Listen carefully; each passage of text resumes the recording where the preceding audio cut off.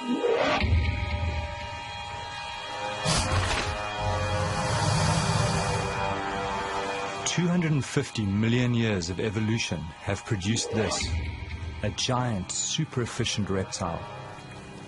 It's the Nile crocodile. Until recently, diving with these dangerous creatures was considered impossible. But as with any predator, it's how you engage them that's the key. And I'm about to put my belief to the test."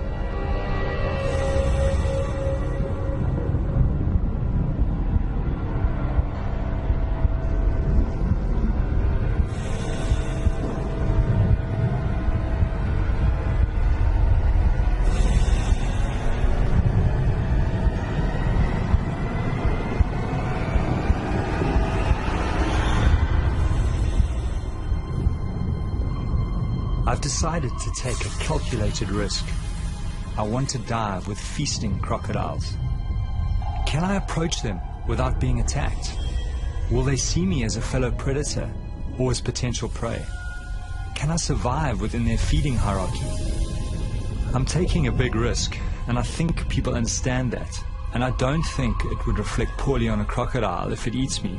People expect that to happen.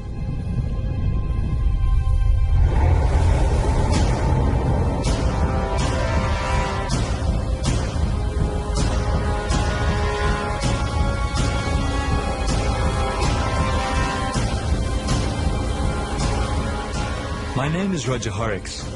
For the last 5 years, I've traveled Botswana's Okavango Delta, finding out more about these prehistoric predators.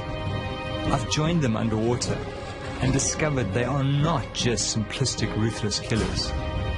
They are capable of an unsuspected tolerance. Now I want to test their ultimate acceptance by diving while they are feeding.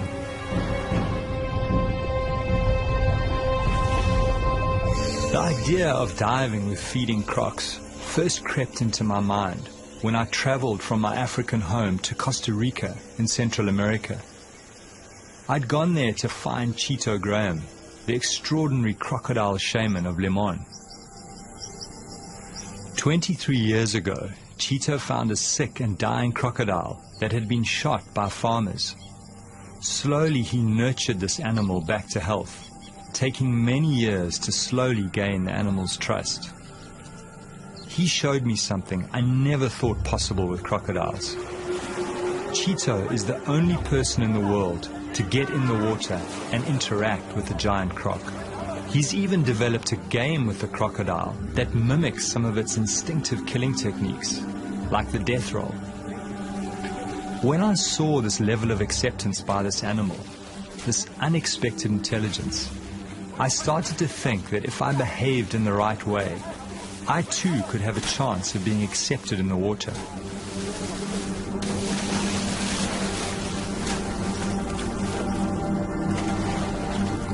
As I watched this man and this predator together, it forced me to rethink crocodile nature, and the seed was sown to set out on my quest. To attempt to dive, many think will be suicide.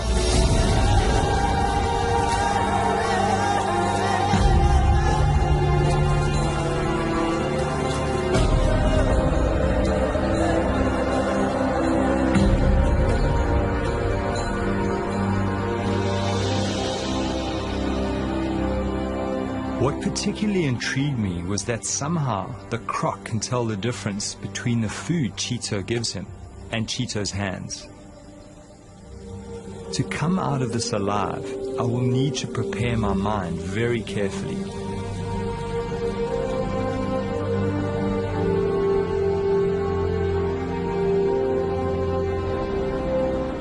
Cheeto has worked at putting fear behind him, and this crocodile's ability to pick up on his confidence just strengthened my desire to attempt to dive with feeding crocodiles.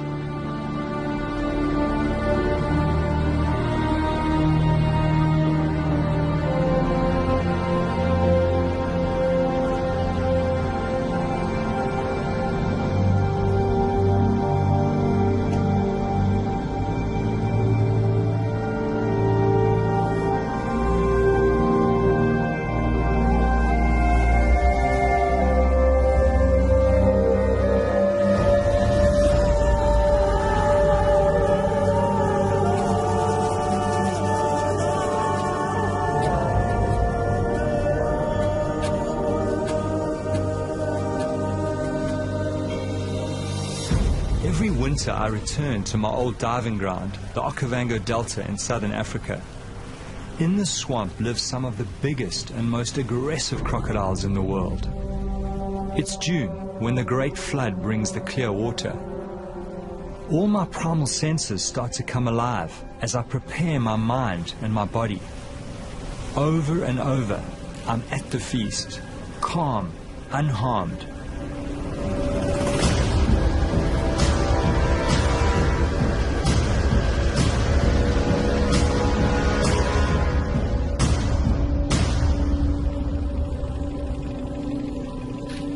Even though I've worked with these animals for 5 years, I'm still very wary. Some of these beasts have eaten many people and are a huge threat to livestock. My theory is that reptiles, when feeding en masse, drop their territorial aggression to avoid injuring each other. This huge male is very aggressive and not an ideal diving partner. But I'm hoping that this behavior may shift when he is with multiple animals and can smell food.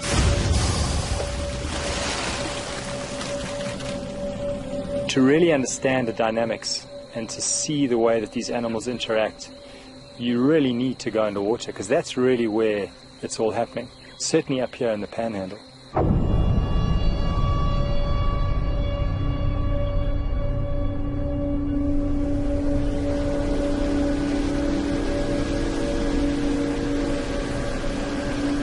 Greg Thompson is the top guide in this area.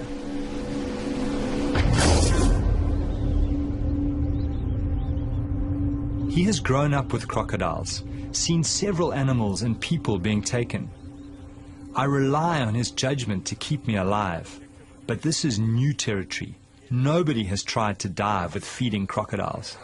How do you think those crocodiles, will respond given that, they probably have to defend that prey against other crocodiles who will pick up the scent?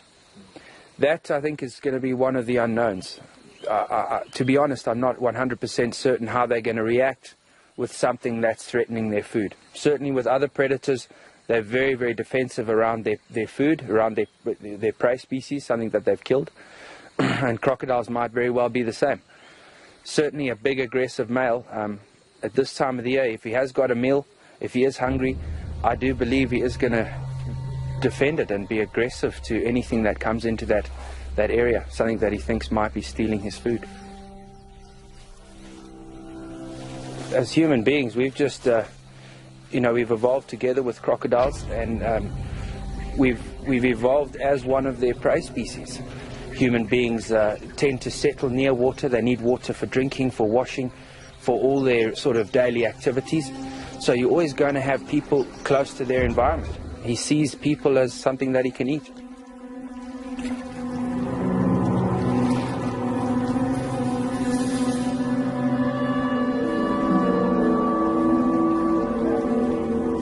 Greg takes me to a nearby village close to the river. Here, 2 women, a mother and a daughter, had a terrifying encounter with a crocodile while collecting food and building material for their huts. Resi Sashuma lost both her arms. She has a young child to look after. Mother and daughter now live by weaving baskets with only one arm between them, somehow surviving against impossible odds. The croc that attacked them was only about 2 meters long, but very powerful.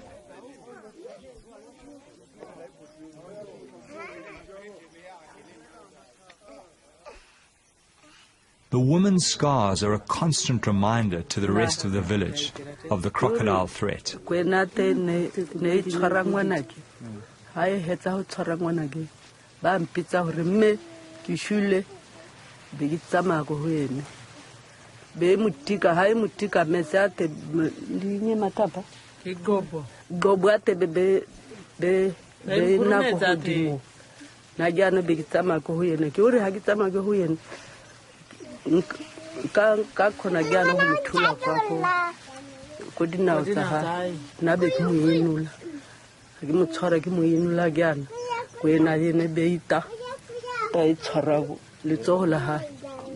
Their horrific story haunts me. Despite their loss, they have no wish to kill the crocodile. Somehow they accept this tragedy as part of living here. I wonder if only certain crocodiles attack people. I know that some crocodiles are more aggressive than others. Their personalities differ quite considerably. But there was only one way to find out. I go in search of the crocodile that attacked the woman.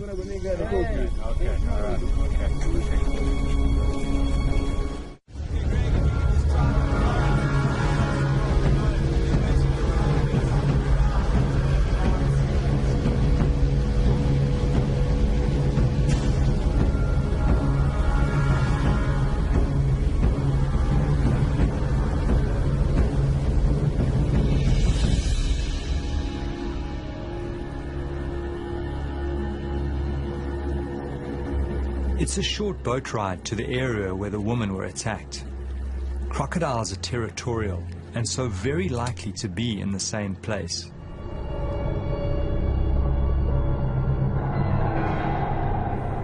As I kit up, I have this strange feeling going in the water with this crocodile. I feel so sorry for the woman, and yet no ill feeling towards this animal, which was just responding to the splashes and noises of its prey. 85 million years of instinct.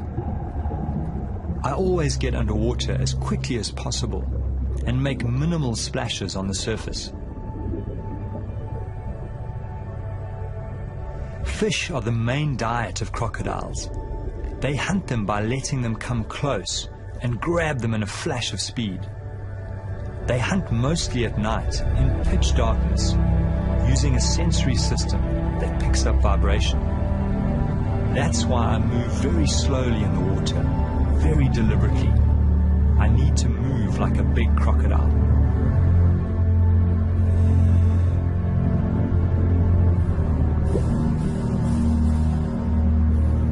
The fish become skittish. I sense a big predator close by.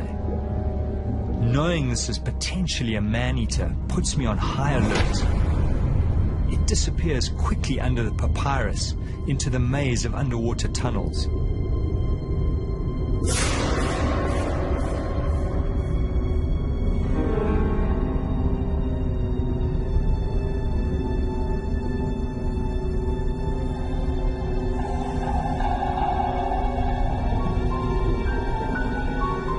I follow cautiously. Some of these tunnels are kilometers long. Inside, there are big caves hollowed out by hippos and crocodiles where they take prey to soften for eating. The lurking croc distracts me as I move deeper into the maze. As I turn around to exit, there's that terrible feeling in my stomach. I'm confused. Everything looks different to my entry. I'm lost.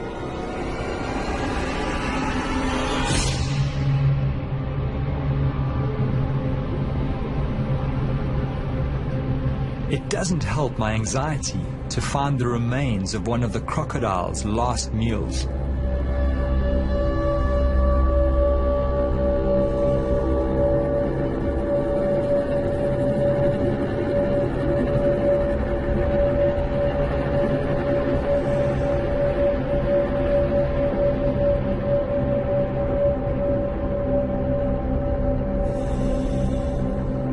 In the distance, I see a glimmer of light that I hope may lead to the main channel. I follow my instinct.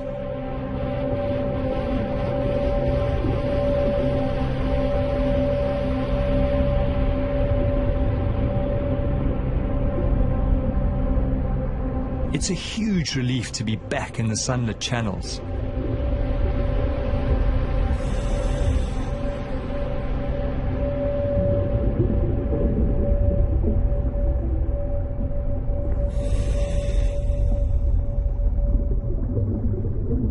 I make my way slowly back to the boat.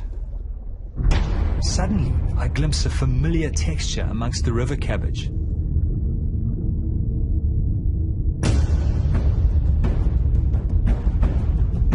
The crocodile has backtracked and exited the maze. I remind myself that these smaller crocs are often the most dangerous. All seems fine at first.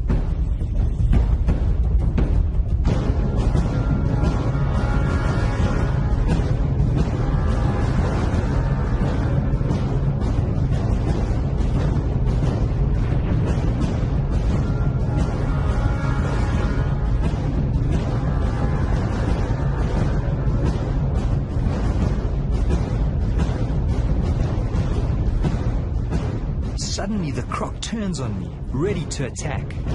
Then he goes straight for me.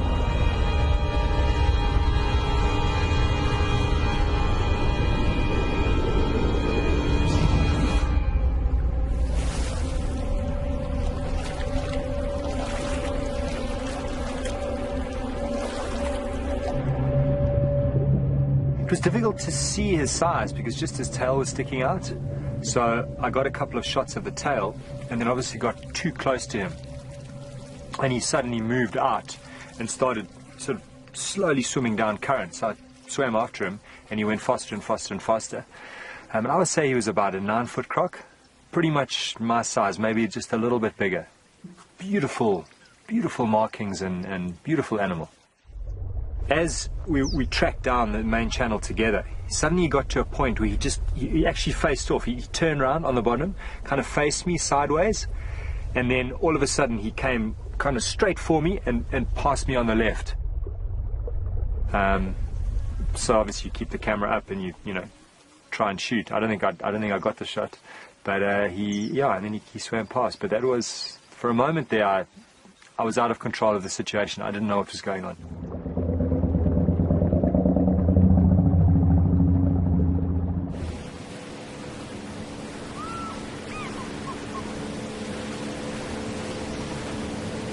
Traveling back past the village, we get word that a cow has been taken by a big crocodile and has been seen dragging it downriver. For the villagers, this is bad news. Cattle are their currency, their symbol of wealth. But for me, this may present the chance I've been waiting for. With the smell of the fresh carcass, a huge scent trail is moving downriver, calling all the crocodiles to focus on this one large food source. I worry that they may drag it underwater, and I'll never see it again.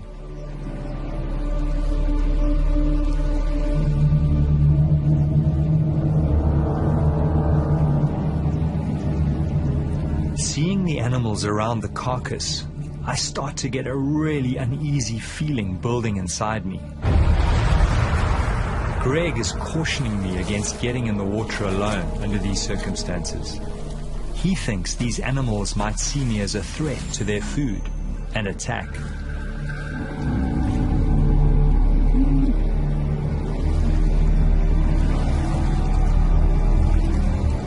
Looking at these feeding crocs, I watch carefully for their aggression towards each other, imagining myself amongst them.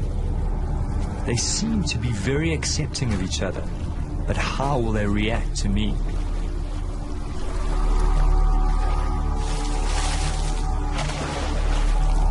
Of course, now this is a whole new situation. Now you've got a lot of animals. They're all keyed into food. They are competing with each other. There's a definite hierarchy at the carcass. The bigger crocs are feeding first, and they are keeping other crocs away. So if a diver comes along and he's bobbing along the surface, if he appears to be part of that carcass, they're going to go for them. So yeah, the guys, it's a very nervous situation. I need to try and put Greg's mind at ease. I decide to show him something else I'd experienced in Costa Rica, something that reinforced my belief that if you approach crocodiles in the right way, they can react well. So what's your sense of that? Look, I mean, there's still a lot of unknowns in what you want to do. Greg remained wary as I showed him what I'd seen in Costa Rica. I spent several days with a crocodile caller, Juan Betreo, who has built a remarkable relationship based on food with a number of wild crocodiles. What I found most interesting is that the crocodiles don't go for him, but rather chews the small food morsels that he gives them.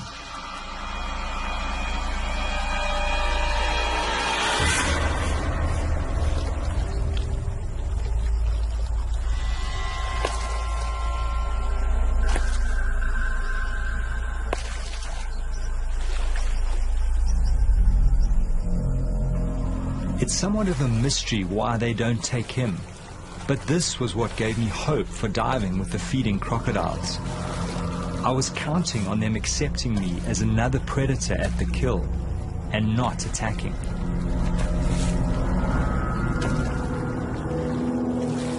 The crocodile calling art took Juan several years to develop. He slowly built the trust of the animals, drawing them closer and closer to his body. He was badly savage during this process, but somehow managed to survive and continue. Juan has even taken his relationship further, and the crocs allow him to touch them. He shows a side to crocodiles very few know. People think I'm crazy sometimes, but it's these small things that give me confidence as I plot the feast in my head.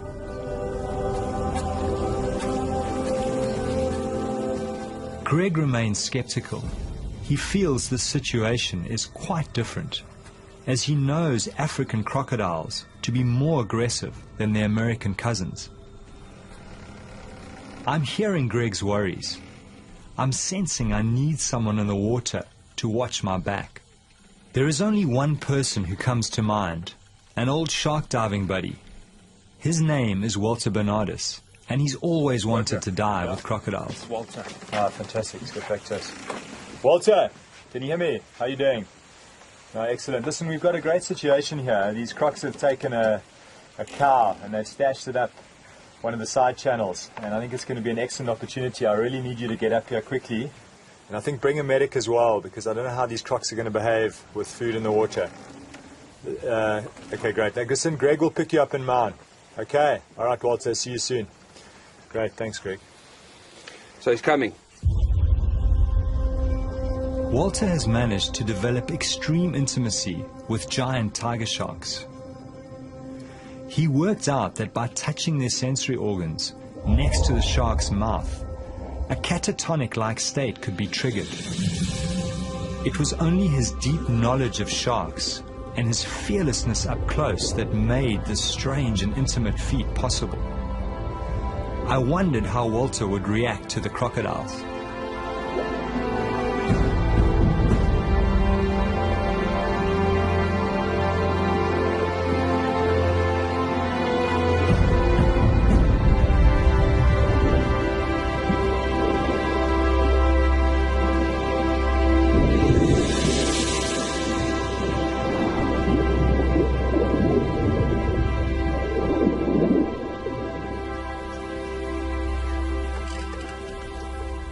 Now I'm stressed about the time. I need to get in the water as soon as possible to get Walter used to the crocodiles. I'm also worried because water clarity is dropping as the current is starting to decrease. Welcome, man. Good to see you. Good to see you too. Come aboard, man. Fantastic. Walter has brought with him Ainsley McClarty, experienced paramedic, recently back from working in Afghanistan. Good to be here finally. Now there's no turning back. The fear starts mounting as we speak of what we face. The water pulls me, and at the same time, its depths haunt me.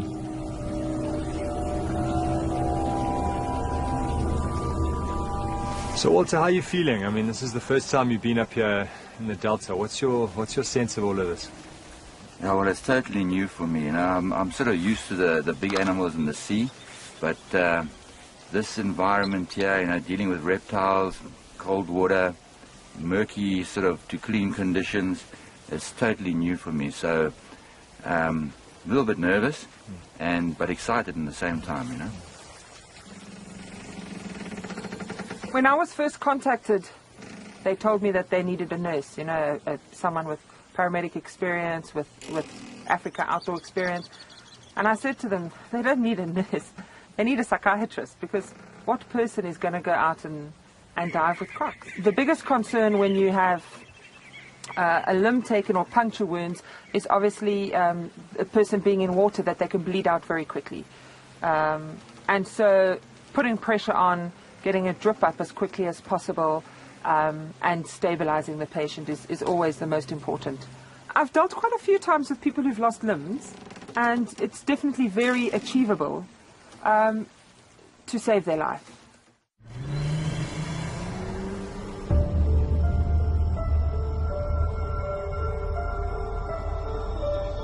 We probably have a 24-hour window to realize our quest.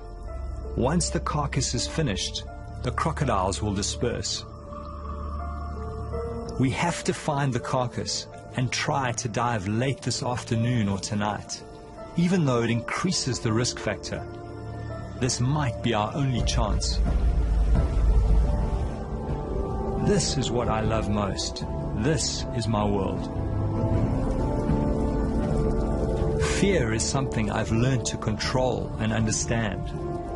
The dark is part of our deep evolutionary past, because for thousands of years, big predators hunted our ancestors at night. You know, it's hard to explain why we do it.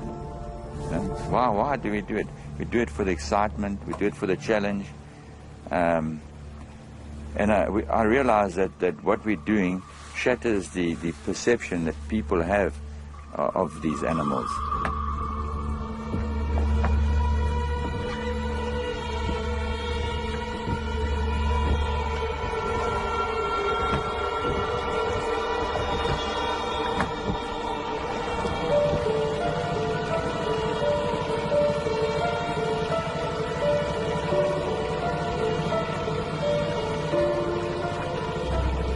Greg motors to the area where he last saw the carcass and looks for signs. Now the adrenaline is surging through me. The swamp, the reeds, the tiny insects, every sound, all hyper-real. Greg, how many of them are there? Suddenly we spot a large number of glowing eyes and plenty of crocodiles near the surface. Greg is sure the carcass is nearby. The crocs seem not too fearful of the boat at night. The plan is for Greg to watch activity on the surface and flash us with his light if he feels too many crocodiles are moving in on us. Walter, there's a croc. Our job is to find the carcass and determine how much flesh is left. We slip in and move cautiously.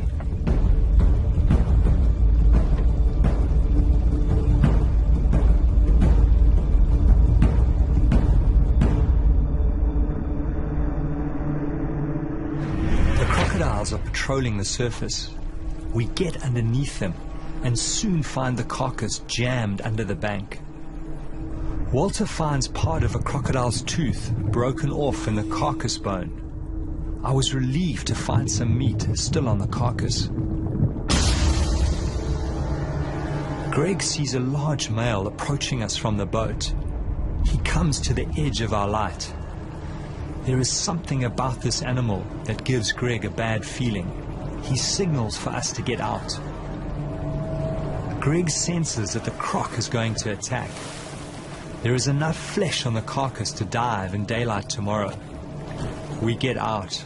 No point in pushing our luck in the dark.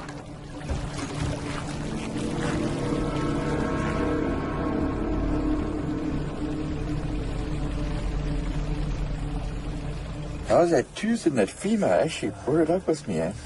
Let me have a look. Oh, that's incredible. Obviously broke off when they were biting into them because their bite force is amazing. And apparently this ridge on the side is what they use to actually, when they lash out, you know, bash into other Now's a good time to tell me about all that stuff, eh? Yeah, oh my goodness.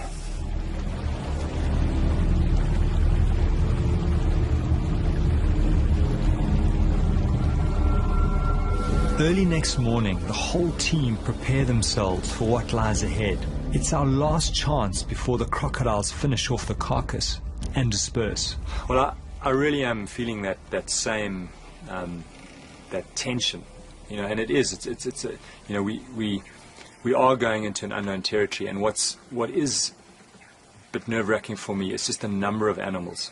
I'm anxious on the inside. I'm concerned about these guys diving and what's going to happen. How many crocs are there going to be? How are they going to respond to being interrupted while they're eating? Are they going to be functioning in a pecking order and see the divers as a threat? I mean, who knows? So, yeah, this is crunch time, and I'll be far more comfortable when it's over.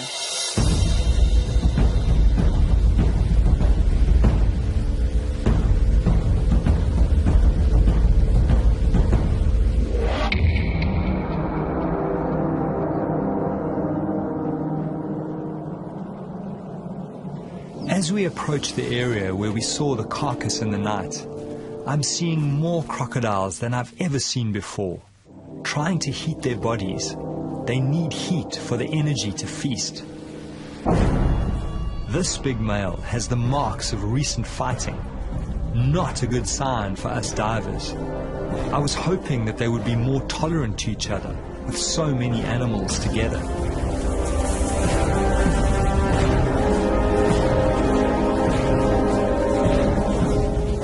Greg spots them. I count at least 20 animals near the carcass. Knowing we are about to enter the water, my whole stomach starts going into a knot. I focus on breathing, put all the good encounters in the front of my mind, and push the nightmares away.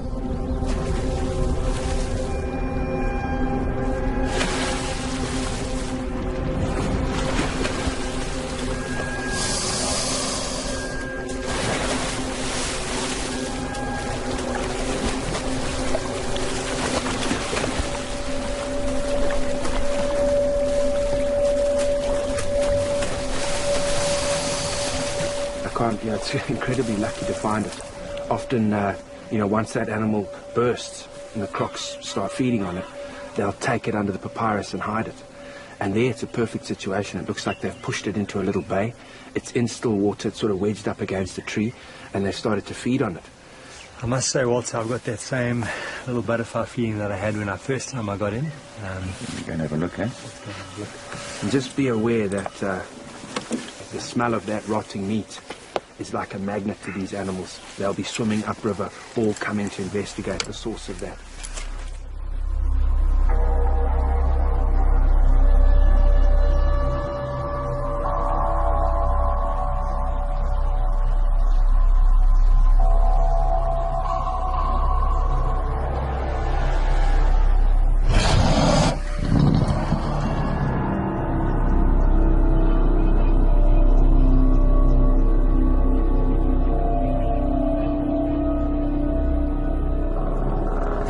Prepared into the water some distance from the carcass.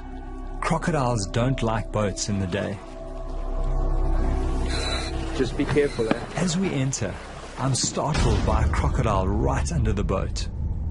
I control my fear as I try to see where it's gone. The visibility is so bad, I can only see 4 meters, less than the length of some of these crocodiles.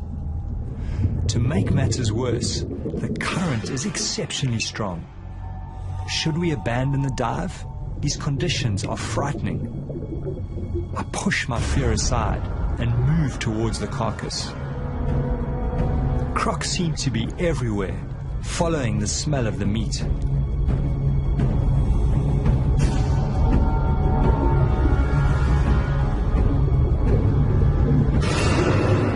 Everywhere we turn, crocodiles are waiting in places where the current is least strong. It's a maze blocked by dragons. I find it hard to read their body language, but none seem to be showing aggression yet.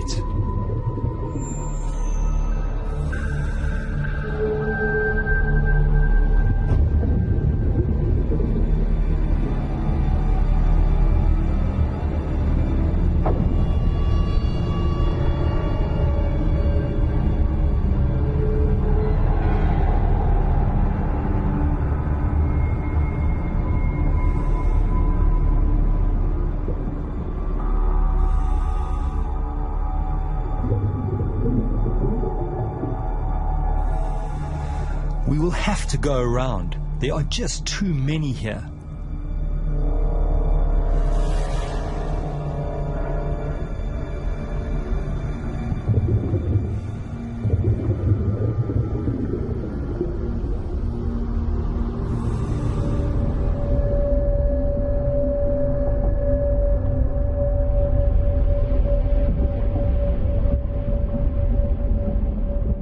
I'm surprised no crocodiles have confronted us yet. We are well into their feeding territory.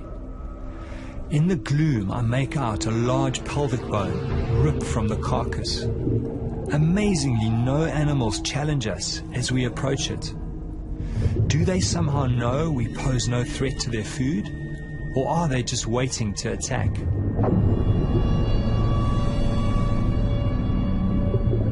A lot of the meat has been shredded and the animal has been gutted.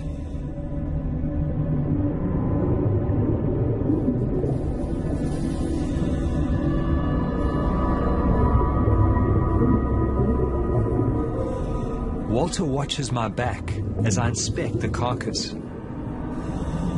There are huge puncture marks on a leg bone.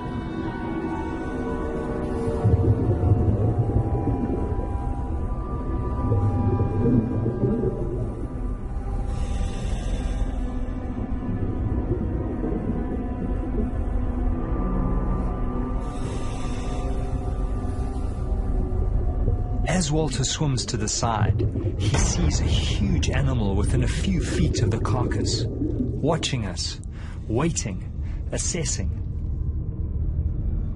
The biggest challenge lies ahead. It's time to get back to the boat through the mounting circle of crocodiles, and somehow we have to appear confident, give no sense of being prey. Walter is telling me his plan to swim underneath as soon as the next crocodile goes up for a breath.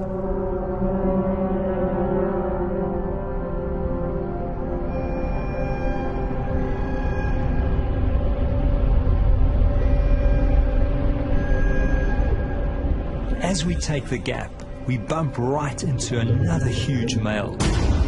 Fortunately, he too goes for air.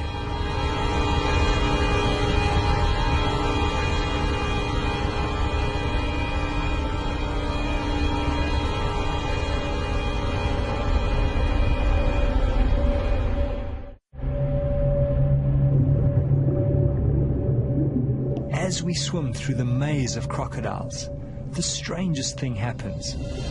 We bump right up against another big animal. Unlike the others, he does not move.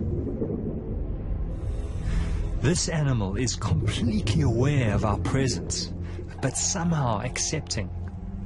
Walter's unusual sense with big predators kicks in. I watch in awe and fear as Walter gently strokes the dragon's tail.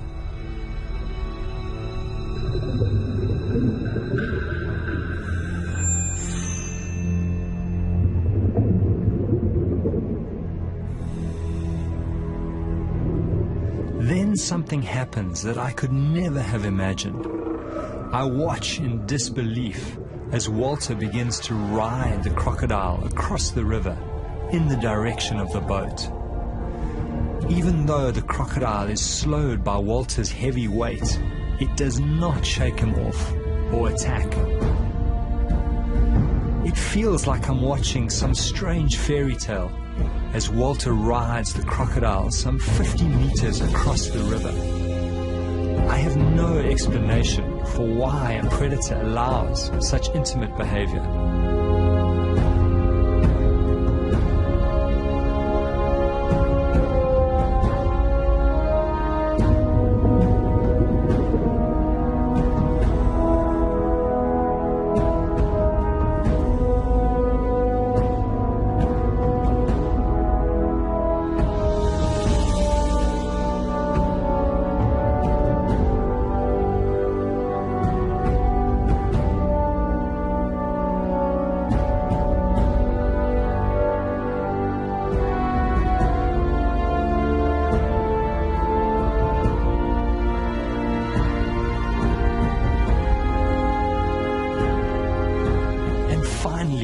flicks away.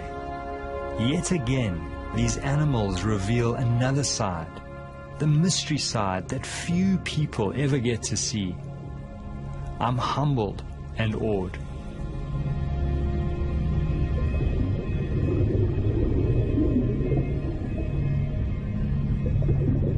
Yeah, you get a feeling with some animals, you know, they will let you interact with them, let you touch them, others won't. This particular one, obviously, I didn't know what it was going to do. When I first touched it, I didn't know if it was going to turn around and try and bite, or when I held on properly, if it was going to have an adverse reaction, but it didn't seem to mind at all. It just plodded on. I just put it into low range, and it just went into that current. Yeah, strong. And it was fantastic, man. I think you got away lightly, to be honest. I mean, I've caught small crocs and other reptiles like snakes, pythons, where I've grabbed them by the tail and had them whip around and try and bite the disturbers behind them. So that's always what I've thought. If you do that, if you try and grab a croc by its tail, it could very well swing around and bite you. So I'd be very cautious if you, in future, I wouldn't try that too often.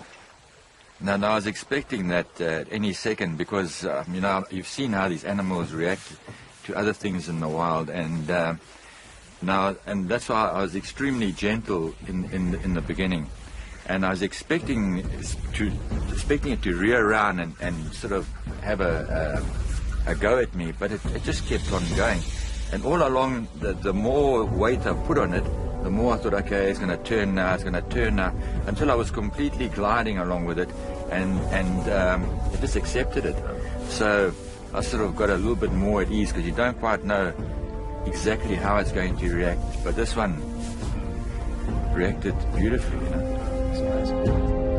I've certainly been very nervous a lot of the time, being stuck here on the boat, having the guys get in the water near feeding crocodiles, getting in the water at night, doing, you know, all the kind of things that have always been sort of no-go areas, things you just don't do with crocodiles. And here the guys have been doing it, and you know, to be back here at the boat, the divers are back in the boat. They've got some stuff, they've seen some amazing things, they've learnt a lot. To me, it's a huge relief, just knowing that this is all behind us, and we've sort of survived this little escapade.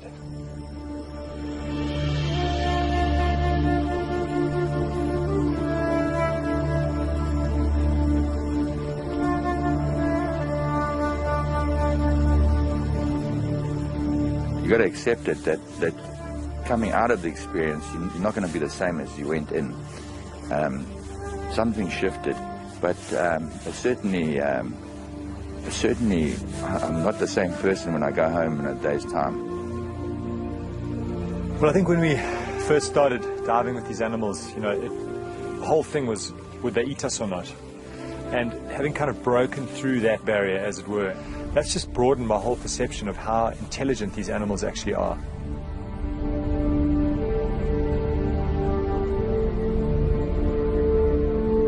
Through this journey, I've been haunted by two voices. One telling me I was going to be ripped apart. Another telling me these animals are accepting if treated right. Thankfully, the second voice won over, and I was able to conquer my deepest fear. It's opened up a new light on crocodiles. It's brought me closer to them as a species. For me, these special moments when man and dragon come together, that's when I'm most alive.